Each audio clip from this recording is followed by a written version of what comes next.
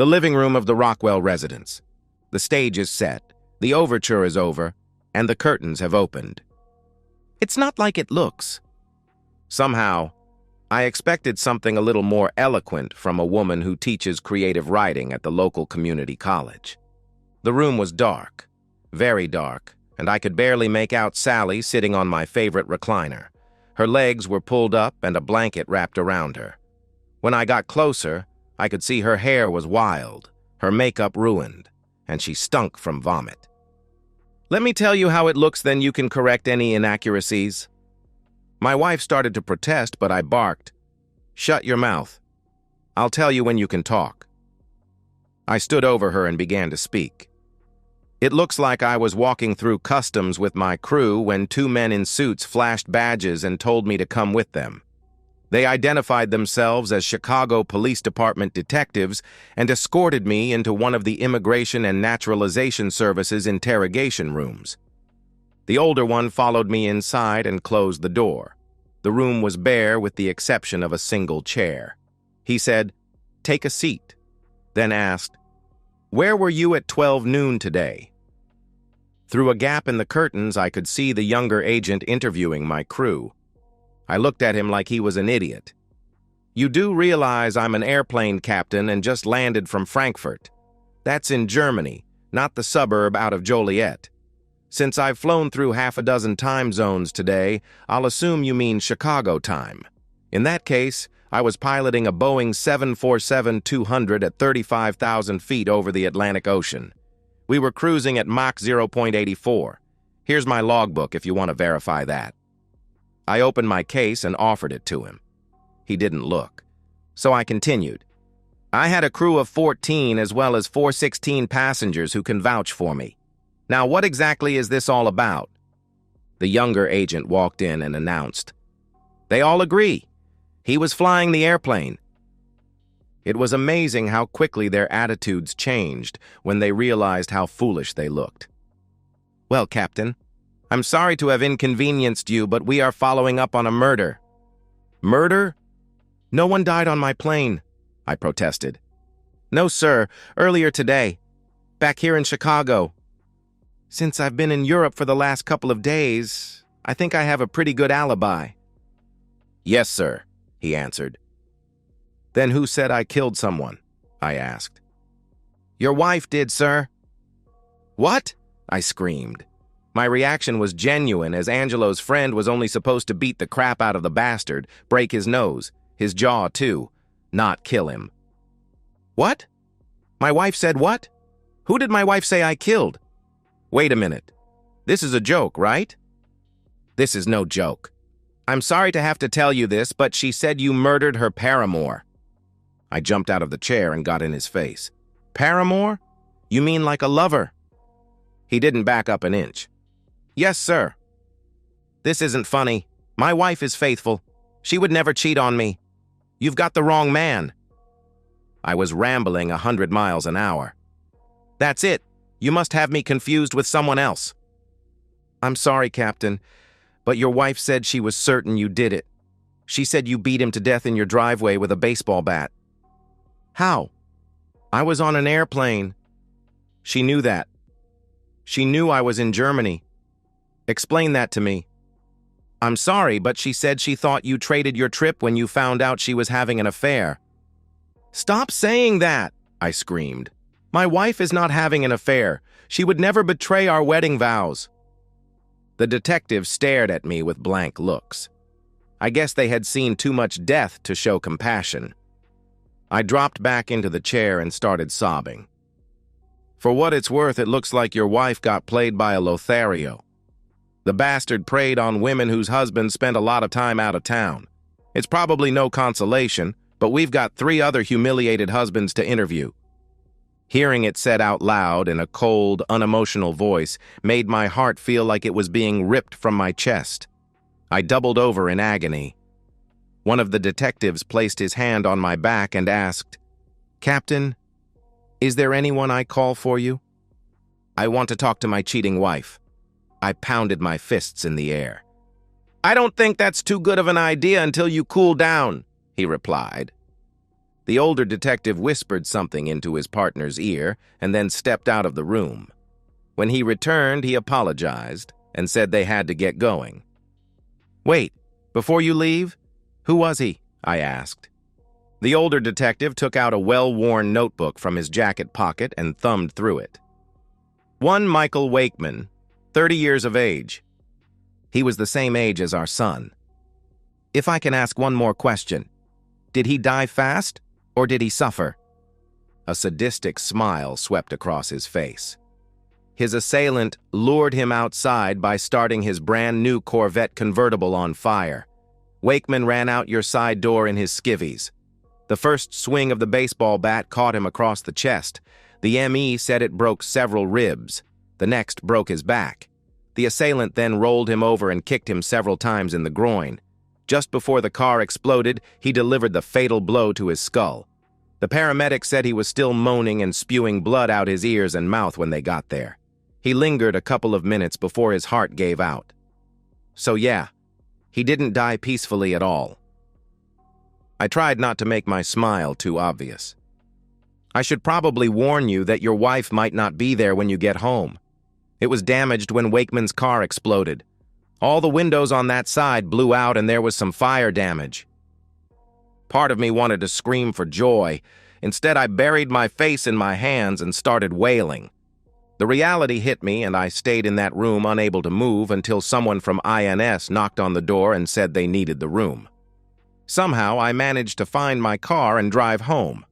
Or what's left of it.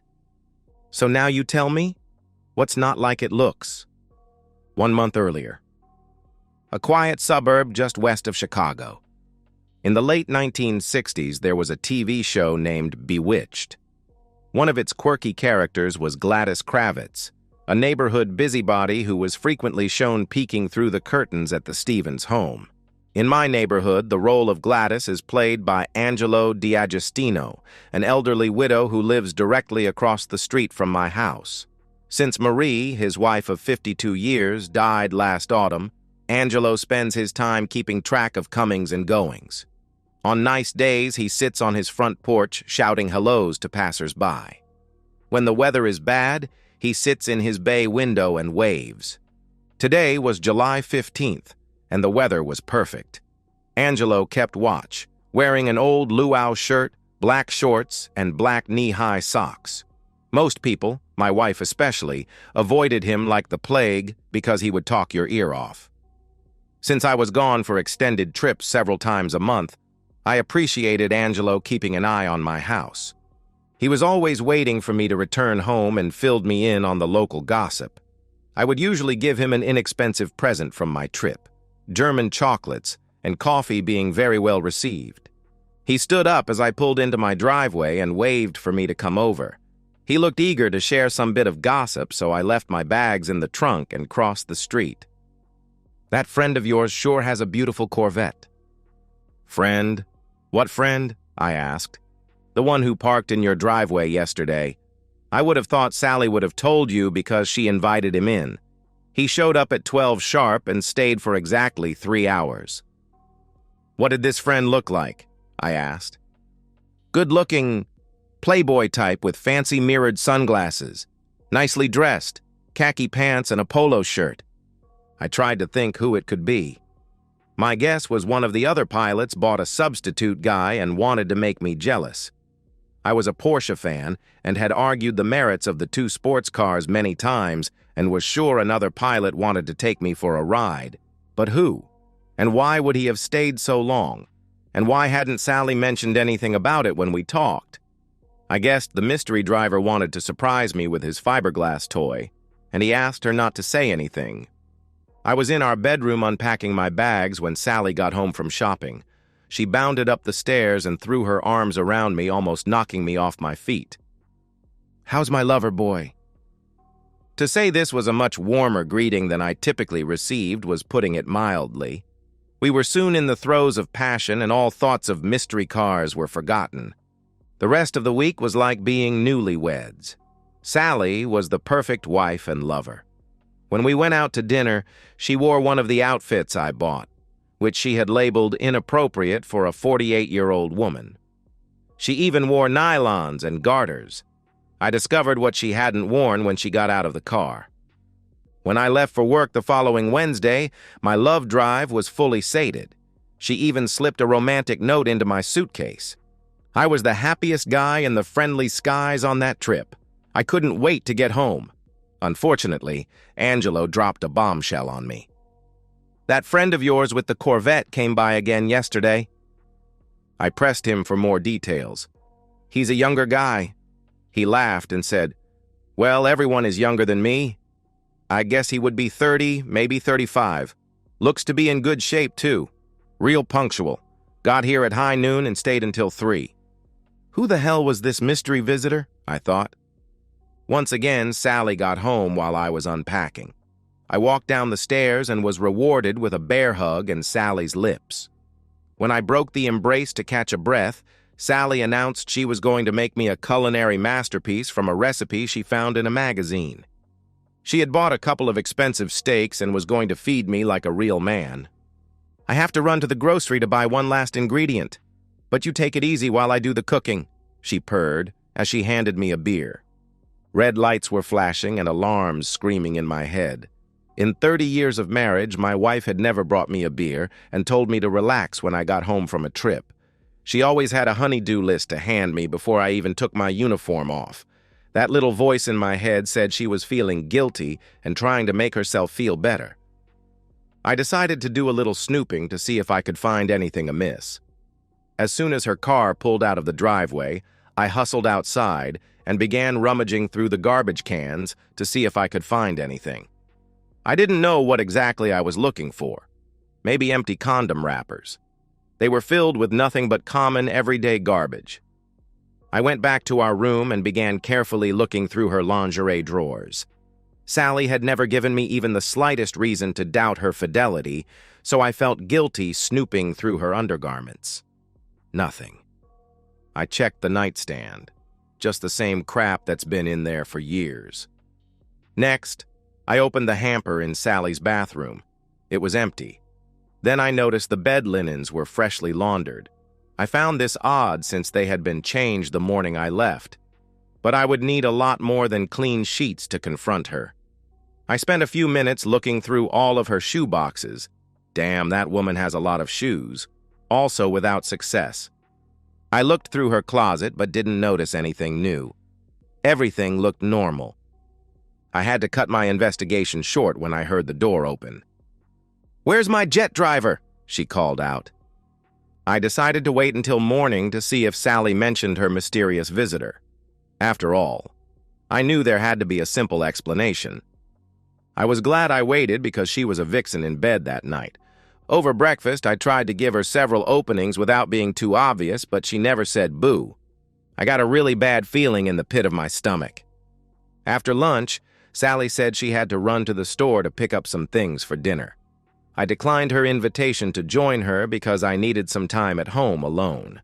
The moment she left, I resumed my search for clues, beginning in the laundry room.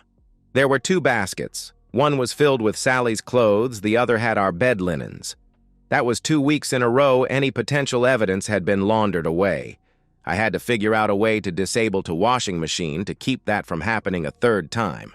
I decided to become proactive. Ever since the airline began flying to Paris, Sally had been after me to take her there.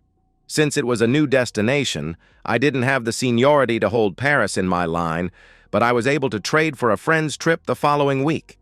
When I told Angelo I would be flying to Paris the following week, his eyes lit up and he told me stories about liberating the City of Lights. I learned his one weakness was Chateau de Montifaux cognac, a craving he developed when he was stationed in France during World War II. Unfortunately, the pensioners' Social Security checks would only allow a domestic variety from the local big-box liquor store. That night during dinner, I sprung my surprise. I told Patty I traded my next Frankfurt flight for Paris and invited her to come with me. I promised her a day of shopping on the Champs-Élysées, then dinner at the Jules Verne, the restaurant at the top of the Eiffel Tower, followed by a romantic moonlight cruise along the Seine River. Sally turned me down flat. When I asked her why she didn't want to go, she hemmed and hawed something vague about being too busy to get away. I begged her to rearrange her schedule and asked, what could possibly be so important it can't wait? Again, she gave me the bum rush and said, maybe we could do it some other time. Things were not looking good for our marriage. For the rest of the week, I was more of a zombie than a man. I couldn't look at Sally without bile running into my mouth. At night, I refused her advances.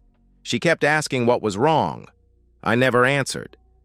The morning of my trip, I made one more attempt to talk Sally into a romantic 36 hours in Paris.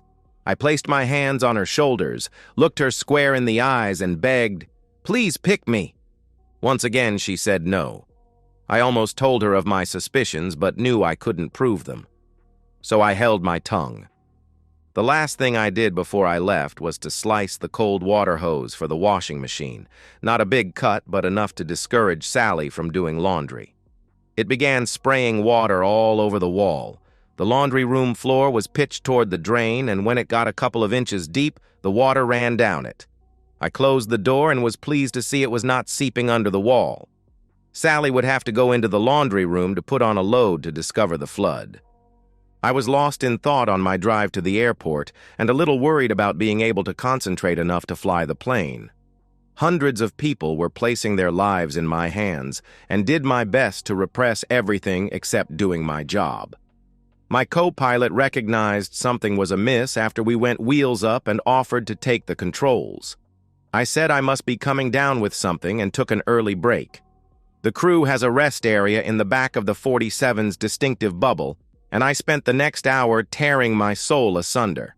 When we landed, I apologized for being sick and said I would spend my entire layover in bed. Angelo said the visitor arrived at 12 sharp.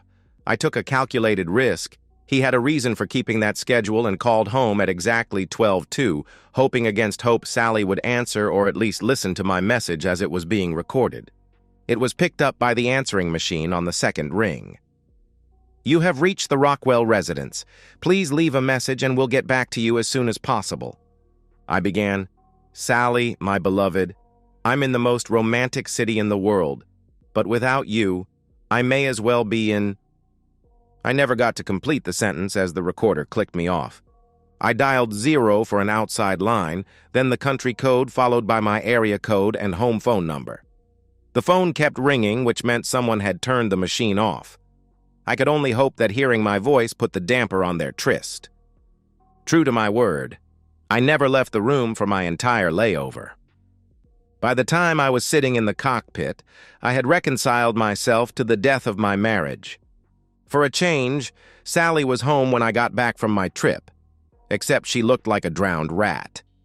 Without even saying hello, she proceeded to tell me, at great volume, how the basement was flooded and everything downstairs was ruined. She got very upset when I told her I would look at the basement after I changed out of my uniform. I have to admit I was curious why the water didn't go down the drain.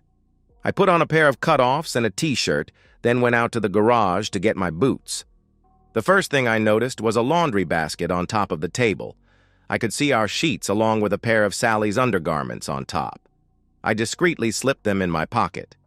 Water was gushing out of the copper plumbing fitting, so I asked Sally why she removed the hose instead of turning off the valve. Her response was not very nice. I located the drain and pulled out some rags that were blocking it. A whirlpool soon formed in the water. I sighed as I watched the water level go down. I told Sally to go upstairs and make a pot of coffee. I used that time to examine the gusset of the undergarments I had retrieved. They were caked with dried skin. I damn near pounded a hole in the wall, but kept my cool long enough to examine the sheets. There was a big stain, right dead center. I moved the basket to where it couldn't easily be seen and began to run the inevitable confrontation through my mind while I sorted through waterlogged things. I got out a large plastic garbage bag and began stuffing things in. 10 minutes later, I was hauling bags of junk out to the curb when Angelo called me over. Let's go inside. We need to talk. This was the first time I had ever been invited into his house. He bade me to take a seat. Captain. Angelo always called me Captain. I have known you since the day you were born. Your parents were closer to me than most of my family." He held his hands in a tight embrace. "I don't know any easy way to tell you this, but your bride has been unfaithful. When the man with the red Corvette came by yesterday, I snuck across the street and peeped through your living room window. I am sorry to tell you, but they were kissing as they undressed each other. I watched until they ran upstairs." My worst fears had been confirmed. "It pains me deeply to see how she has disrespected you. My friend, I will try to put this as delicately as possible. A betrayal such as this cannot go unpunished. I have, shall we say, connections to a group of individuals who operate outside of the law. Several of these individuals owe me favors from when we were in business together many years ago. My friend, all you need do is say the word, and this son of a blip will never bother your bride again. I swear on my grandchildren's eyes not one finger will be laid on her, but she will learn her lesson." I remembered mumbling something like, "Thank you, but I'm afraid it's too late." Angelo took my hands in his and said, "But it's not too late to keep her from hurting you again." I turned and nodded my head. "Do it." We spent a few minutes discussing my schedule so I would not be anywhere nearby when justice was served. I was in a daze as I walked back to my house. Later that evening, I remembered the fabled bottle of cognac was still in my car. I was still pretty rattled about our earlier conversation and had been debating non-stop whether he was serious. I left the box on Angelo's stoop, rang his doorbell, then hustled back to my house so I wouldn't have to talk to him again. Jumping to the present. It was dark out when I rounded the last curve before my house. Traffic was stopped by a police car blocking the road. The officer walked over and said, "Sorry, sir, but only residents are being allowed in." I pulled out my wallet and handed the officer my driver's license. He looked at the address, then the name. His face changed to an awkward, embarrassed look. "I'm sorry, Mr. Rockwell." I could see people standing on their front lawns pointing at me as I drove by. A few waved. There were a couple of large trucks from TV stations parked on the street, and the remains of a burned-out Corvette in my driveway, so I had to park a couple of doors away. As I got closer, one of the reporters spotted my uniform, and I was soon the center of attention with a dozen questions shouted at the same time. The loudest kept screaming, "Did you kill him?" I held up my hand and began to speak. Flashbulbs blinded me for a moment. Earlier today, I was informed by the Chicago Police Department that my wife of 30 years was having an affair and her lover had been murdered in my driveway. This took place while I was flying an airplane over the Atlantic Ocean. So no, I did not kill him, but I would like to thank whoever rid society of that piece of human garbage. I had been rehearsing that line all the way home and was hoping I would get a chance to use it. A police officer shouted, "Let him through!" I thanked him and walked through the pack, pausing for a minute to survey the damage. I thought it made a good photo opportunity. All of the windows were boarded up and my garage was a burned-out shell. Thankfully, the solid brick walls kept the fire from spreading to the interior of the house. I opened the door and stepped inside. "So now you tell me? What's not like it looks?" Sally wiped her face with her sleeve. She looked like garbage. "It wasn't supposed to be like this," she muttered. "No kidding," I shouted. "It was supposed to be you and me against the world." I dropped to my knees, sobbing. "You destroyed us. You destroyed our family, our life together. You destroyed everything." Sally didn't answer, but I could hear her fighting for air. Her breathing sounded like an asthmatic who needed his inhaler. "Why?" I buried my face in my hands and tried to catch my breath. Sally began to spew apologies, swearing she loved me. "I don't know why. You're the only man I ever loved. I am so sorry I hurt you." I wanted to hurt my wife as bad as she hurt me. "Did you know your lover was married and his wife is 9 months pregnant? Their baby will grow up without a father because of you." "Oh God, no!" she screamed. "Did you know you weren't the only cheating woman he was seeing? The detectives said they had several other husbands that were suspects. You were just another woman to him." She moaned a woeful sound like I never heard a human make. I swear I was going to break up with him today. It was over. I felt so guilty over ruining Paris. I told her to shut her lying mouth. You felt guilty because you didn't go to Paris. You should have felt guilty for being a cheating woman. And when exactly were you going to break up? I know the police found him in his undergarment, so don't lie to me.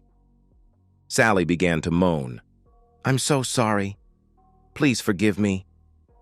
I had the funniest thought.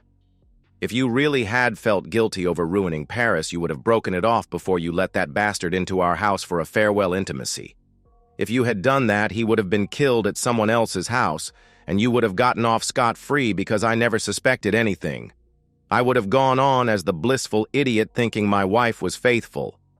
Well, cheating woman, how many other men have you met during our marriage that you got away with? I swear to God he's the only one ever, she replied weakly. Why should I believe you? I asked. Sally clutched her stomach and doubled over as if she was going to puke. I never thought I would say this, but my mother was right about you. She hated you from the first moment she met you. You remember that day? It was 3 months after our prom and you came by to tell me you missed your period. Mom said you did it on purpose to trap me. But even though she had nothing but contempt for you, she opened her house to us. I can't tell you how many times she slipped me a few dollars because she knew I didn't have a penny to my name. She always made me promise not to tell you she had paid for the baby formula. And when I became a pilot flying milk runs, who watched our son so you could go to college? I always wanted to prove Mom wrong.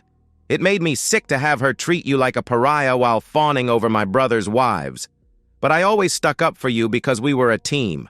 We were one. When you became a professor, I beamed with pride at what you had accomplished.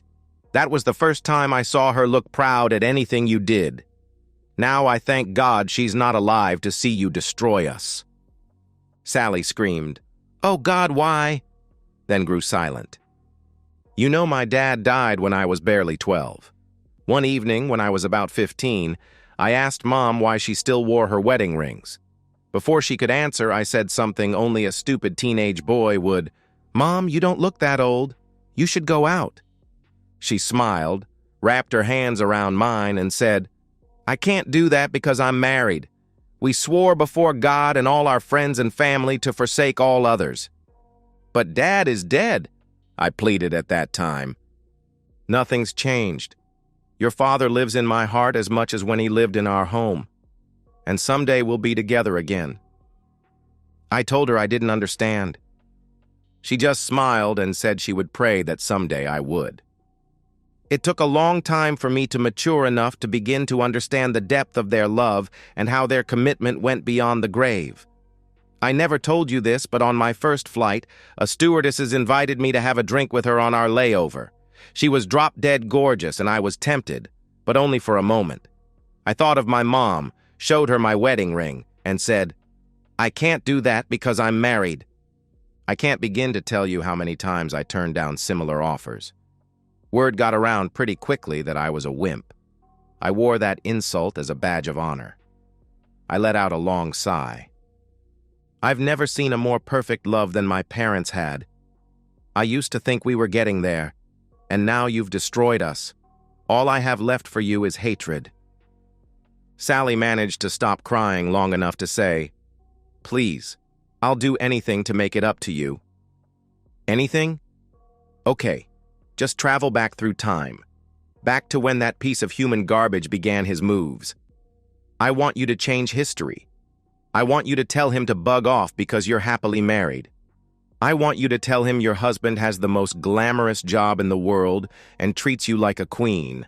I want you to tell him to go home to his pregnant wife. I want you to tell him that if he ever talks to you again, your husband will kick his back. Can you do that? Sally dropped to her knees, wailing. She shook her head in the negative.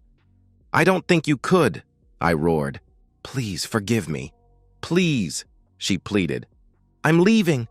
I don't know where I'm going, but I've got to get away from you. Sally lunged at me and caught my ankle. No, please, she pleaded. Let go of me or I'll break your arm off, I roared angrily. She released her grip and I turned and began towards the door.